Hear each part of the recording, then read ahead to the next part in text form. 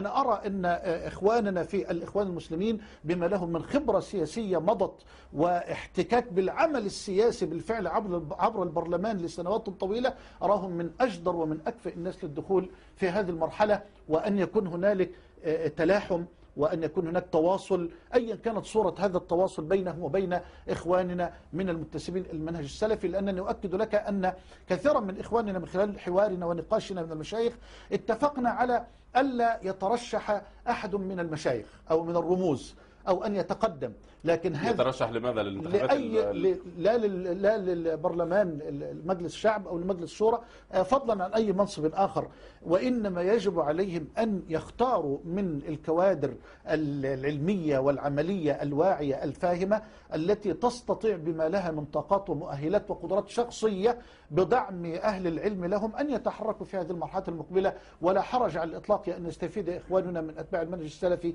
من إخوانهم في جماعة الإخوان بما لهم من تجربة عملية على أرض الواقع. الشيخ محمد حسن، فضيلة الشيخ محمد حسن، شكرا جزيلا لك على هذه المشاركة، ولكم منا التحية مشاهدينا الأعزاء. انتظرونا غدا في نفس المواعيد التي نقدم فيها فقراتنا لكم عن الهم المصري أو الشأن العام المصري. إلى اللقاء غدا بإذن الله.